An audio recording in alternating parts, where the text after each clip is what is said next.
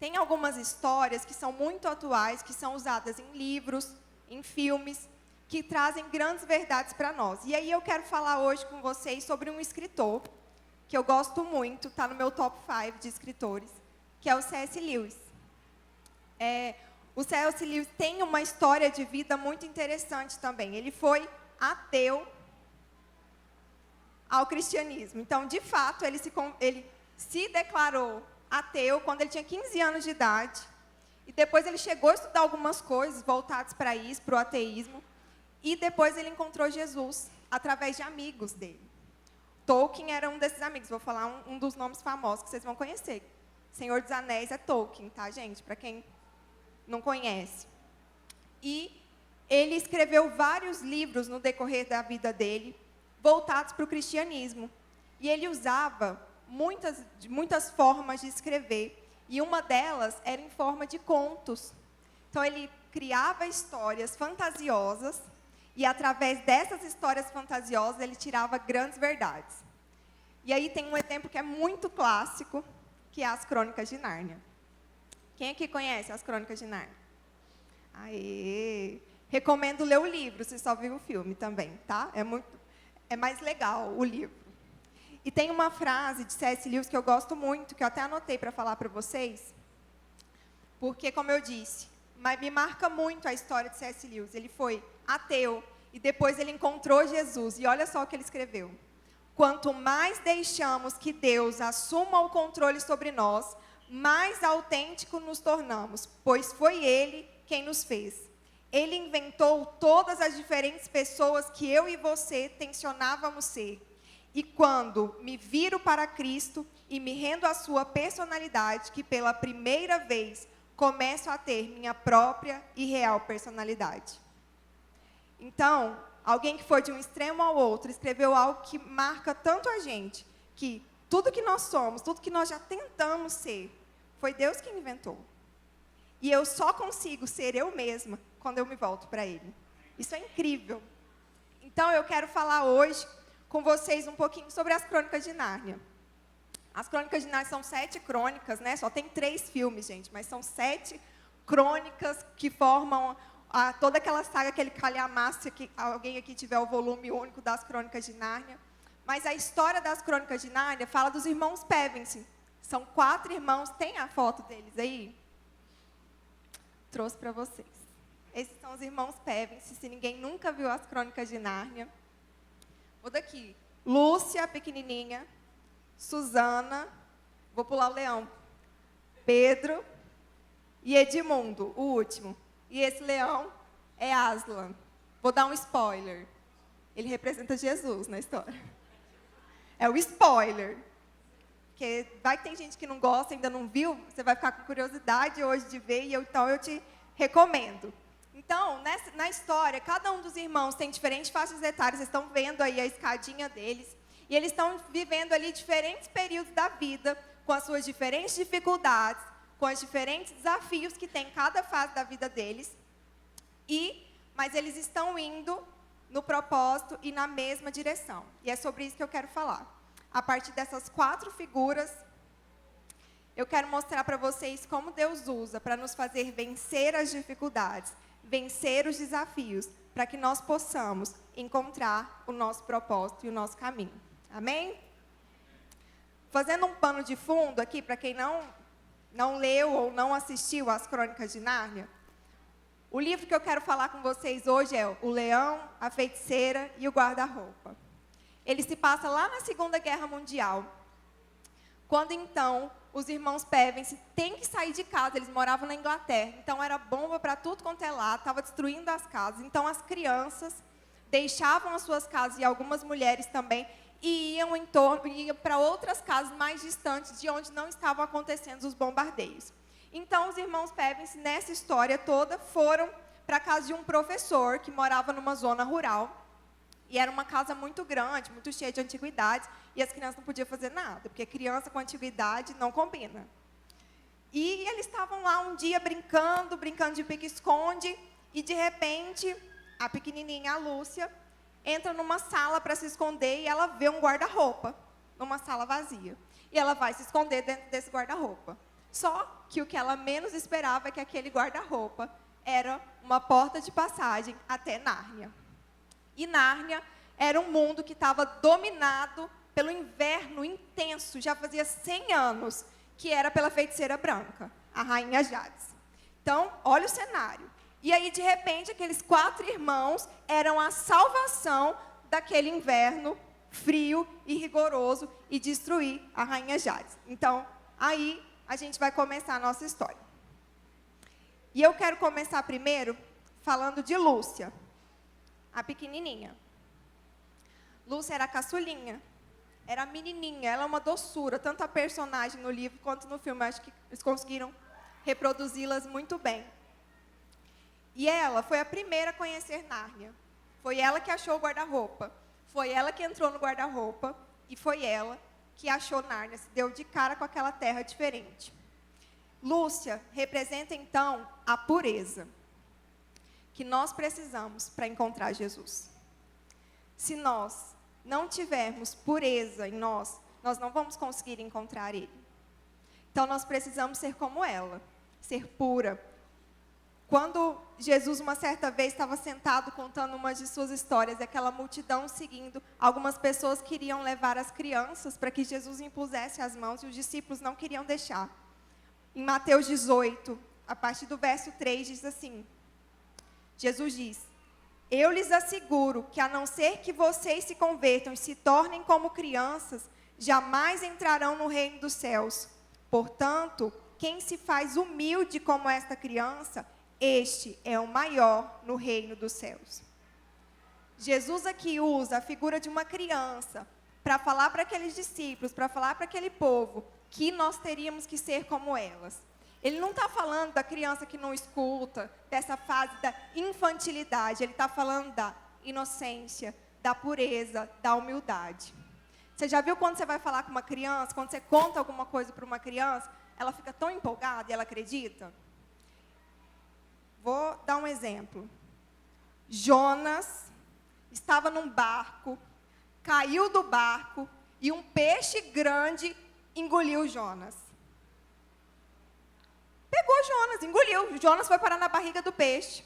Eu e você, adulto, ouvindo, falando, mas que história mais sem noção, isso é impossível. A Maria Clara ouvindo a história, mamãe, Jonas foi para a barriga do peixe, e aí? O que aconteceu? Olha a diferença da pureza da criança. Quando a gente conta uma história para ela, quando a gente conta algo para ela, ela acredita naquilo como uma verdade, e ela põe aquilo no coraçãozinho dela, e ela fala, meu Deus, isso é verdade, tem um peixe muito grandão que comeu Jonas. E Jonas viajou na barriga do peixe. O que para mim e para você é, às vezes, impossível ou ridículo para uma criança, é fantástico. Então, quando Jesus nos ensina que nós precisamos ter a pureza e a humildade das crianças, é para quando nós olharmos para as palavras dele, para muitas histórias que estão aqui, para muitas verdades que são lançadas aqui, eu acreditar naquilo de todo o coração, com toda a verdade, agarrar aquilo como verdade absoluta e não tem ninguém que tira aquilo de mim, porque eu acredito que aquilo acontece.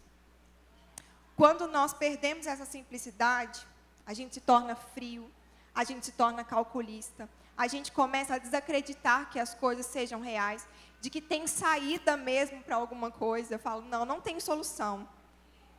Então, eu preciso voltar a ser puro igual criança. Outra coisa interessante de Lúcia é que Lúcia, quando ela descobre Nárnia, ela passeia em Nárnia, ela volta. Ela fica tão empolgada com o que ela descobriu, que ela precisa contar para todo mundo. Ela precisava ir contar para os irmãos dela o que ela tinha achado dentro daquele guarda-roupa. Sabe o que os irmãos dela falaram para ela? Lúcia, isso é impossível. Não existe nada. Eles foram lá, conferiu, não tinha nada no guarda-roupa. E ela falou, mas é verdade, eu vi. Nem os irmãos dela falando para ela que aquilo não era possível, que aquilo não era verdade, não fez ela deixar de acreditar, de que aquilo era sim uma verdade, que Nárnia realmente existia. Então, nós precisamos, quando nós entendemos que algo existe, que o Senhor existe, e que Ele mora no meu coração, eu tenho que correr e contar para todo mundo. E não é alguém que vai dizer e falar assim para mim, que Deus é esse que você serve? Onde que ele mora? Eu nunca vi, eu nunca peguei, eu nunca encostei. Que Deus é esse? E aí, nada disso te faz mudar de ideia. Nada disso te tira do centro do propósito. Nada disso te tira a empolgação de que é estar com Jesus e desfrutar do lugar que Ele tem para você. Amém? Hoje em dia, o mundo quer nos fazer tentar dizer que certas coisas não dão certo. Querem dizer que família não dá certo, que casamento não dá certo, que você orar não vai resolver nada, que não tem para onde você correr, que não tem solução, essas coisas. Mas nós, firmados no Evangelho, firmados na verdade de Jesus, que Jesus traz para nós sempre vamos acreditar na família. Nós sempre vamos acreditar no poder da oração. E nós sempre vamos acreditar que a Bíblia é verdadeira. Que isso aqui não é conto de fadas. Isso aqui é uma verdade absoluta. Por mais que o mundo olhe e fale, como hoje a gente já vê o mundo falando, que isso aqui é desatualizado. Que isso aqui não serve, tem que atualizar a Bíblia. Para nós, essa é uma verdade, e é uma verdade imutável. Ela não muda, os anos passaram, mas ela não muda. É uma palavra que se faz viva, é uma palavra que se renova no meu e no seu coração. E nós temos que falar isso com toda a empolgação do mundo. Nós temos que viver isso de todas as formas possíveis, para que o mundo lá fora olhe para nós e fale: meu Deus do céu, essa menina não para de falar nisso, está muito empolgada. E nós temos que ser assim, para falar de Jesus, para viver Jesus, nós temos que ter uma empolgação que ela não tem fim. Assim como Lúcia tinha uma empolgação de falar sobre Nárnia, que não tinha fim. O segundo personagem que eu quero falar com vocês é sobre Susana. Susana era quase a irmã mais velha. Das meninas, ela era a mais velha. Muito inteligente, muito centrada. Ela era muito séria, a Susana. E ela, muito cética. Acho que a melhor definição para a Susana é que a Susana era cética. E ela não acreditava na existência de Nárnia, nem estando em Nárnia. Eu me lembro de uma cena que Susana está lá e aí chega o que a gente chama de bom velhinho no filme. E ele chega para dar os presentes para as crianças. E aí a Lúcia fala assim: viu, eu falei que ele existia. E aí a Susana fala assim para o Pedro: não, isso é demais para a minha cabeça, eu já aguentei muita coisa. Então, algo que estava diante dos olhos de Susana, Susana já estava em Nárnia, Susana estava fugindo. E Susana não acreditava ainda que aquilo pudesse ser verdade. Então, Susana mostra para nós características de incredulidade. Que às vezes nós estamos de frente para alguma coisa, nós estamos vendo tudo aquilo, tá em letras garrafais, luzinhas, piscas. E mesmo assim, eu não estou acreditando no que está na minha frente. E quando a gente caminha sobre os trilhos da incredulidade, nós queremos entender tudo de forma racional. E nem sempre nós vamos conseguir. Nós não temos respostas para todas as coisas. Eu não tenho a resposta para te dizer por que gente boa sofre. Eu não tenho resposta para te dizer por que às vezes quando alguém está doente a gente ora e a pessoa não é curada. Eu não tenho resposta para te dizer por que catástrofes acontecem. Eu não tenho. E às vezes a gente ora e a gente busca do Senhor e a gente não tem a resposta às vezes que a gente espera, que a gente queria, tão claramente assim. Nem tudo tem resposta, mas nós agimos por fé. A palavra do Senhor diz, em 2 Coríntios, no capítulo 5, no versículo 7, porque vivemos por fé e não pelo que vemos. A nossa fé tem que ser maior de todas as coisas. Sem respostas lógicas ou convincentes, eu preciso acreditar no que o Senhor me disse, no que o Senhor faz. E é Ele quem cuida de nós. E é Ele quem faz tudo por nós. Abraão passou por isso, por um desafio de fé. Lá em Romanos, no capítulo 4, no verso 18.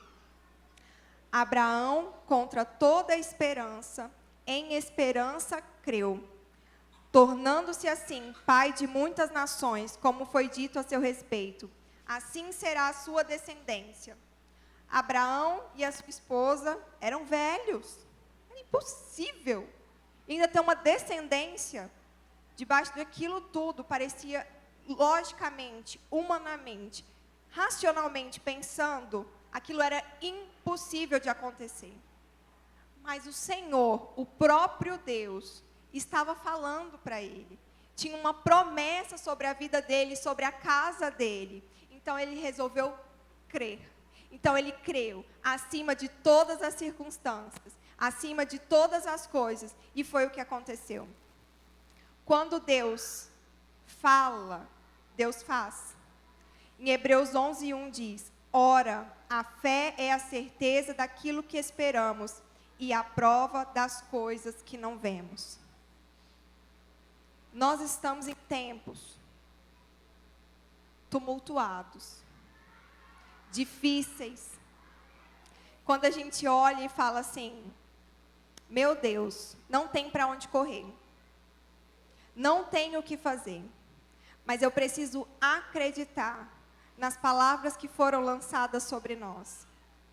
O Senhor disse que sobre o Brasil sairia daqui povo, seria uma nação que seria referência para o mundo.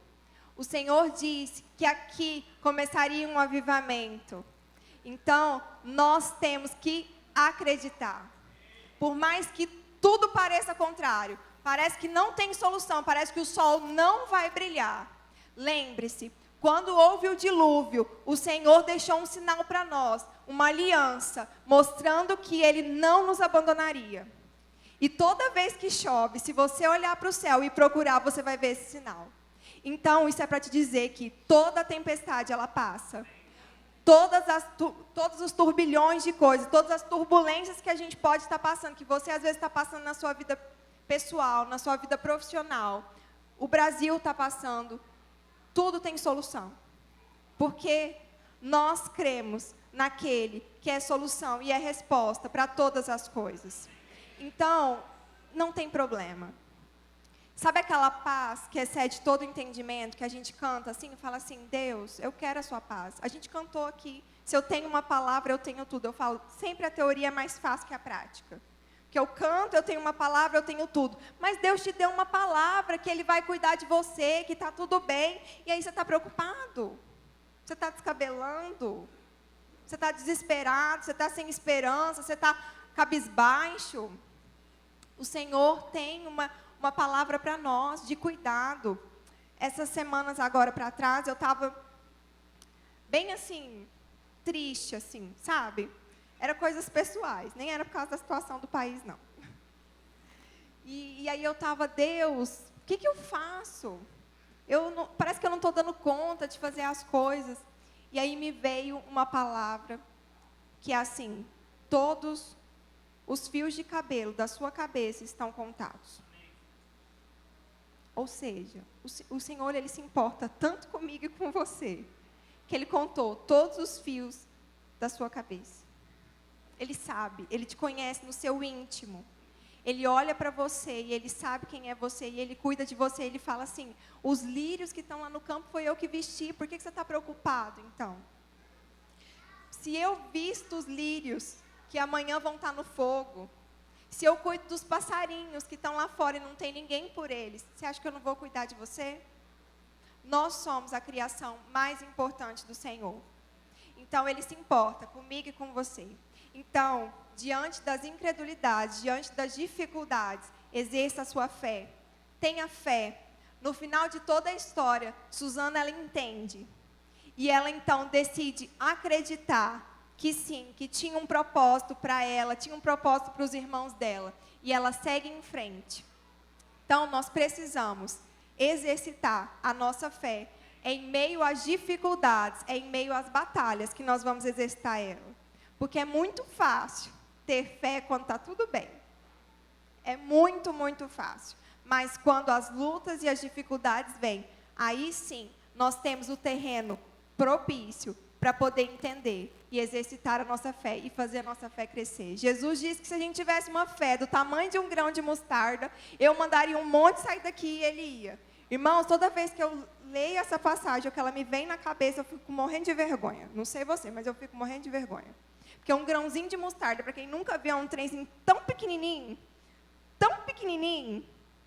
e eu falo assim, Deus do céu, eu não tenho a fé do tamanho desse grãozinho aqui de mostarda. De tão pequenininha que é a minha fé. Então, vamos aprender a exercitar e a confiar naquele que faz todas as coisas por nós. Amém? Agora vamos falar de Pedro. Pedro, do lado do Aslan, Pedro. Pedro era o irmão mais velho dos Penguins. Diante da profecia, quando os irmãos chegaram em Nárnia, Pedro tinha a profecia de que ele seria o grande rei. Uau! Né? Isso é para se sentir, eu vou ser o grande rei, que bacana. Mas Pedro ficava assim, rei, eu não dou conta não. Duvidava, não, a gente só quer pegar nosso irmão para ir embora, eu quero ir embora, tá tudo bem. Apesar de todas as promessas e de tudo que ele via, sempre quando ele estava diante de uma situação difícil, ele demonstrava um medo tão forte, mas tão forte, que aquele medo o impedia de agir, aquele medo o paralisava. Então, Pedro não conseguia chegar, não conseguia ir adiante. Quantas vezes eu e você, diante de situações, nós sentimos tanto medo, porque é comum no ser humano sentir medo. O problema é quando esse medo nos paralisa e nos impede de avançar. Esse é o grande problema. E muitas vezes é isso que acontece. O medo nos impede de enxergar a realidade, de conquistarmos aquilo que o Senhor prometeu para nós. Pedro tinha a promessa de ser o grande rei, mas ele tinha um caminho para trilhar até chegar lá. E o medo não deixava com que ele chegasse até aquilo que o Senhor tinha prometido para ele. E uma história famosa na Bíblia diz exatamente isso que aconteceu, é de Davi e Golias. Lá em 1 Samuel, no capítulo 17, a partir do verso 10.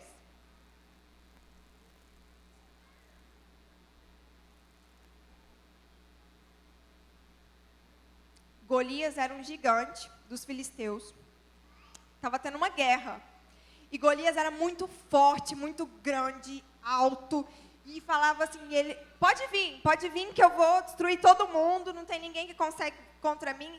E estava todo mundo morrendo de medo de Golias. Falava assim, não vou, todo mundo estava aterrorizado, ninguém queria ir de frente para Golias e enfrentar ele. E aí, o que ele diz? Eu desafio hoje as tropas de Israel, mandem-me um homem para lutar sozinho comigo. Ao ouvirem as palavras do filisteu, Saul, quem era Saul, gente? Quem era Saul? Saul era o rei, gente. O rei. E todos os israelitas ficaram atônitos e apavorados.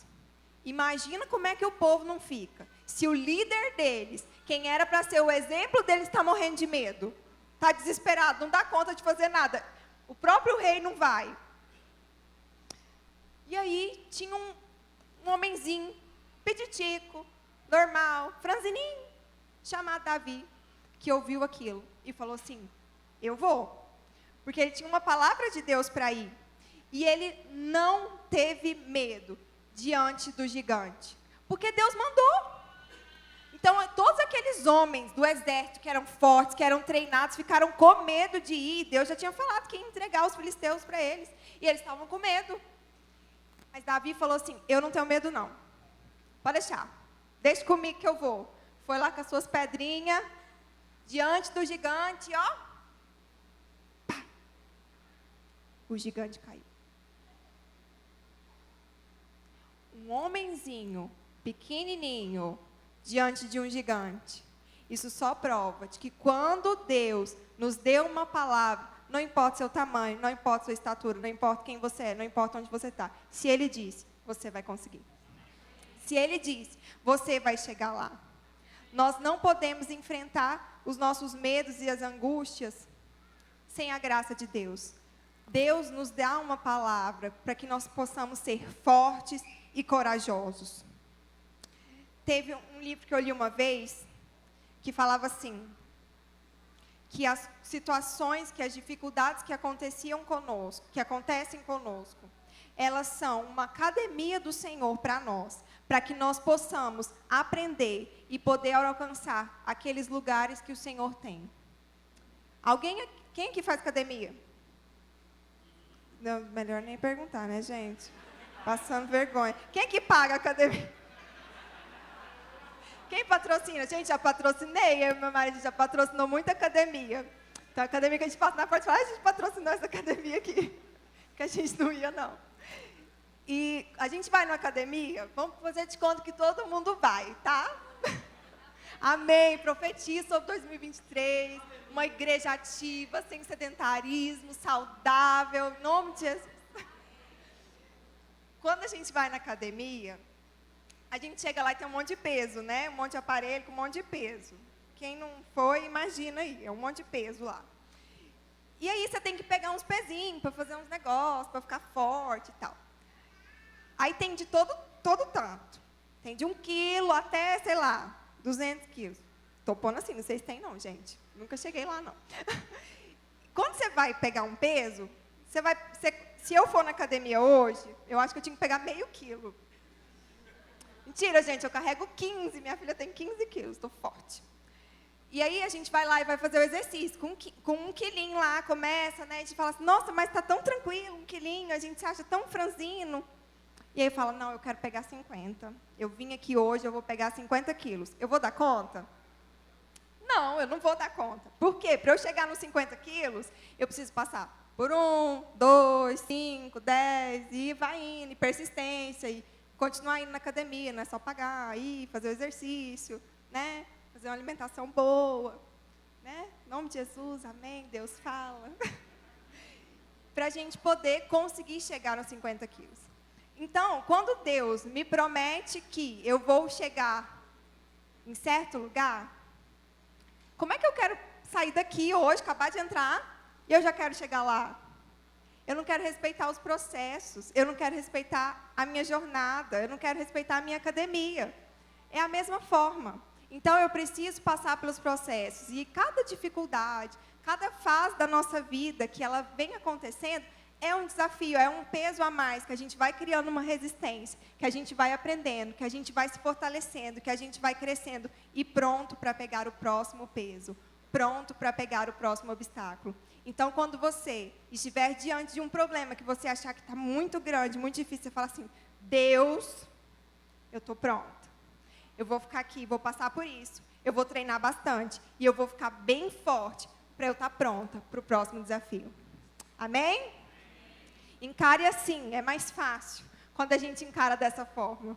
Encare como tudo que o Senhor nos permite passar é para que nós possamos criar resistência, para que nós possamos criar força, para que nós possamos sair fortalecidos daquilo tudo, com a nossa fé renovada, com a nossa força renovada, com a nossa esperança renovada, para que nós possamos crescer e passar para o próximo nível. Quem quer passar para o próximo nível? Eu quero. Não é no videogame, não, gente, é na vida real, é de verdade. Amém? E por último, o nosso último personagem, Edmundo. Edmundo é o último ali. E Edmundo, ele trai os irmãos dele. Edmundo é tomado pela ganância, pelo egoísmo. Pensa só, uma família de 4 e tinha um irmão mais velho, então o irmão mais velho era o mais responsável, né, na teoria. E ele não tinha muita voz, e ele sempre teve um pouquinho de dificuldade com seguir as regras e todas essas coisas. Então, Pedro, ele queria o poder, ele queria ser a atenção, ele sentia a falta de ter essa atenção, de ter o poder, porque tudo era Pedro, porque o Pedro era o filho bonzinho, Pedro era o filho gente boa, Pedro era o filho mais velho, Pedro isso, Pedro aquilo. As irmãs respeitavam Pedro. Então, ele queria tudo aquilo. Então, tomado por todas essas vontades dele interior, ele traiu os irmãos dele. Quando chegou em Nárnia, a feiticeira branca, que se aclamava rainha daquele lugar, ofereceu para ele, falou que, ó, aqui, esse reino aqui, ó, precisa de um príncipe. Quem sabe um rei? Edmundo cresceu o olho. Isso lembra vocês? Lembra alguém? Jesus, quando foi tentado, o diabo levou ele e falou assim, ó, isso aqui tudo pode ser seu. Se você quiser, é seu. Eu te dou. Jesus sabiamente recusa, mas Edmundo não. Edmundo fala, eu quero isso aí mesmo. O que precisa para eu ter isso aí? Simples, traz seus irmãos, entrega seus irmãos, e aí é seu. Tudo que você quiser aqui é seu. Vai ter todos os docinhos que você quiser comer. E o resultado da busca dele, pelo próprio querer, foi perder o direito da sua vida. Em Romanos 6, 23, diz assim, porque o salário do pecado é a morte, mas o dom gratuito de Deus é a vida eterna, por Cristo Jesus, nosso Senhor. Quando eu olho para o pecado, olho para as tentações e vislumbro tudo aquilo com um olhar ganancioso, eu perco a minha vida. Eu perco o direito sobre a minha vida. Mas nós temos um resgatador. E Edmundo, apesar de representar o pecado, ele também nos traz a lição da redenção. Aslan, que eu dei o spoiler, que era Jesus, quando tudo isso acontece e a feiticeira vira e fala assim, a vida do traidor pertence a mim. O Aslan chama ela para uma conversa e ele se coloca na vida, no lugar dele. Então ele se ofereceu em sacrifício. Foi isso que Jesus fez por mim e por você. Nós éramos pecadores, nós somos pecadores. E ele, por vontade própria, sem pecado, sem culpa nenhuma, decidiu tomar o meu e o seu lugar. Em amor a nós, por amor a nós.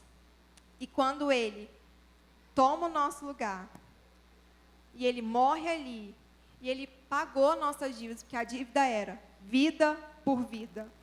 Era isso, o preço era esse, vida por vida. E aí o inferno se diz vitorioso por alguns instantes, acha que venceu, que é isso mesmo que aconteceu, mas no terceiro dia, Jesus ressuscitou. E ele está vivo dentro do meu e do seu coração. Ou deveria estar dentro do meu e do seu coração. Porque pela graça de Deus, nós fomos salvos. E pela graça de Deus, nós temos a oportunidade de estarmos diante da presença dEle. E o Senhor, através da redenção, espera que eu e você, em uma resposta de gratidão a Ele, possamos nos render diante dEle. Uma frase que Pedro fala, no meio da guerra, ele fala assim, o Edmundo fala, Pedro fala assim, vamos embora, o Edmundo fala assim, não, nós não podemos ir, justamente porque eu vi o que a feiticeira era capaz de fazer, nós precisamos ficar e lutar. Então, às vezes a gente pensa em desistir e pensa em largar tudo, mas nós sabemos o que o mundo faz, e o que o mundo é capaz de fazer, e o que o inimigo é capaz de fazer. Então, diante disso, eu preciso olhar e falar assim, não, eu vou lá, eu vou lutar, porque eu tenho a redenção de Deus, eu tenho Jesus no meu coração, e eu sou resposta para que tudo isso mude. Amém? Você se dispõe a ser resposta? Você se dispõe a viver os planos de Deus para a sua vida? Nós precisamos, para viver os planos de Deus, pureza e fé, e assim a gente pode vencer os nossos medos e os nossos pecados. Nós precisamos sempre ter em mente que as promessas do Senhor, para mim e para a sua vida, elas não são em vão. Se o Senhor prometeu, se você já teve uma experiência com o Senhor, e às vezes você fala assim, nossa, Deus me prometeu aquilo e aquilo nunca aconteceu. É porque o tempo ainda não chegou, porque Deus não é homem para mentir. Deus, Ele não mente, Ele não te promete uma coisa que Ele não vai cumprir. Então, se Ele te prometeu que você vai alcançar alguma coisa, Ele vai fazer. E se Ele prometeu que Ele vai voltar para nos buscar, Ele vai voltar para nos buscar. E não é dificuldade nenhuma que vai nos impedir de alcançar e de estarmos prontos para quando Ele vier nos buscar. Uma visão disso tudo, justamente sobre essa. Todo mundo achava que o leão estava morto, que Aslan estava morto. Então, mas mesmo assim, eles decidem ir para a guerra. E chegou um momento ali que eles não tinham mais como lutar, eles estavam perdendo. Eles eram em menor número, eles estavam perdendo. E de repente, o leão surge, e com ele surge uma ajuda, e que fez eles vencerem tudo aquilo. Então, quando às vezes você se vê sozinho, saiba que o Senhor está com você. Pedro, quando precisou enfrentar os medos dele, ele precisava matar os lobos, era isso que Pedro precisava fazer, e ele não tinha coragem, ele tinha tido a oportunidade, ele não tinha coragem de fazer. E quando os lobos vão atacar as irmãs dele, o Pedro chega primeiro, e o Aslan chega logo em seguida. E aí o Aslan está lá, e todo o exército está junto com ele. E aí ele fala assim, parem, essa guerra é de Pedro. Essa cena, toda vez eu me emociono muito, porque a guerra era de Pedro, mas o Aslan estava com ele. Tem guerras que é minha e sua, nós precisamos travar essa batalha, mas na certeza de que o Senhor está conosco. Nós não estamos sozinhos, irmãos. Por mais que pareça difícil, nós não estamos sozinhos. Tenha fé, tenha pureza. Se você em algum momento duvida das coisas que o Senhor fala no seu coração, se você duvida às vezes do que você lê na palavra de Deus, achando que é conto fantasioso, essa história é um conto fantasioso, que traz grandes verdades, mas a Bíblia não. A Bíblia é uma verdade absoluta, ela não muda, e ela está aqui para mim e para você, para revelar para nós ainda mais verdades. Tudo isso que eu contei para vocês aqui das Crônicas de Nárnia, pode ser encontrado aqui. Foi só um modo que o autor achou de alcançar as pessoas que não conhecem a Jesus, de apresentar Jesus para o mundo. E eu e você, quais formas temos buscado de apresentar Jesus para o mundo? O que nós temos feito? Como nós temos agido? Será que nós conseguimos expressar o amor de Deus com as nossas palavras? Será que nós conseguimos vencer os nossos desafios e as nossas batalhas? Será que diante de um gigante, a gente faz o quê? A gente duvida ou a gente acredita que a gente vai conseguir vencer? E é isso que eu quero convidar você, a ficar de pé. E tenha certeza de que o Senhor está com você. A gente olha para muita gente, tem muita gente triste, muita gente cabisbaixo. Mas eu quero dizer para você, a alegria do Senhor, ela se renova todos os dias. E a alegria do Senhor é sobre vocês. Não tem tempestade que não passe. Lembre-se disso, o sinal e a aliança que o Senhor fez para nós. O arco-íris, ele sempre vai estar lá no céu depois de uma tempestade. Porque é a prova de que Deus deu para mim e para você aqui na terra, de forma clara, visível e palpável, de que Ele não nos abandonaria.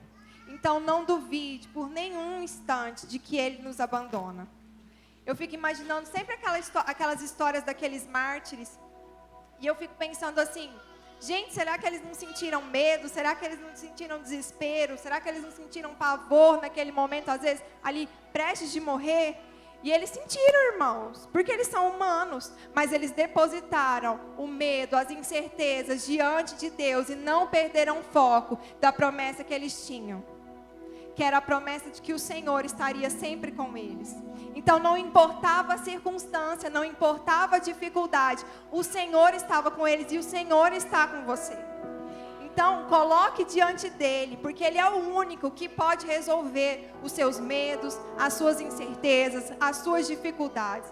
Deus, ele é o único, é ele que nós podemos e devemos depositar a nossa esperança e a nossa confiança. Nós precisamos entregar diante dele os nossos medos, os nossos desafios. Falar, Deus, eu estou com medo, mas eu vou, o medo não vai me paralisar. Está com medo? Vai com medo mesmo. Na certeza de que Deus está com você. Coloque diante do Senhor, hoje, às vezes, o que é o seu gigante, o que é o seu medo. Fale para Deus, Deus, eu quero vencer. Jesus, o Senhor sabe, o Senhor conhece os meus desafios, o Senhor conhece, ó Deus, aquilo que eu não consigo fazer. Mas porque eu tenho uma palavra do Senhor, porque eu tenho o Senhor, eu não vou desistir. E não desista, não desista, porque o Senhor, Ele não desiste de você. Deus, Ele te ama com um profundo amor. Ele cuida de você com todo o carinho do mundo, com todo o cuidado do mundo. Ele não te abandona. Por mais que esteja difícil, o Senhor não vai te deixar. Então, entregue seu coração diante dele. Diga a ele, fala: Senhor, eu preciso da tua presença. Senhor, eu preciso me entregar ao Senhor com empolgação, com amor, Jesus, com pureza. Senhor, renova a minha fé. Jesus, esteja comigo, ó Deus. Oh, Pai, em nome de Jesus, eu quero colocar a vida dos meus irmãos diante da tua presença, Jesus. Que o Senhor, ó Deus, venha sobre a vida deles derramar o teu bálsamo, Jesus. Que o Senhor venha sobre a vida deles derramar a alegria do Senhor, a paz que excede todo entendimento. Que Deus, em todas as dificuldades que eles possam estar enfrentando, que eles possam ter a certeza de que o Senhor é com eles. De que se o Senhor prometeu, o Senhor vai fazer e o Senhor vai cumprir, ó Deus. Porque o Senhor é aquele que não mente para nós. E o Senhor é aquele que não falha, Jesus. O Senhor é aquele que faz no tempo certo e no tempo oportuno, Jesus. E nós queremos ser esses, ó Deus, que acreditam no Senhor, ó Deus, enraizados na tua verdade e na tua palavra, Jesus. Empolgados pelo teu amor, apaixonados pelo Senhor, Jesus. E que nós possamos, muito mais do que falar, ó Deus, nós possamos viver todas essas coisas no Senhor.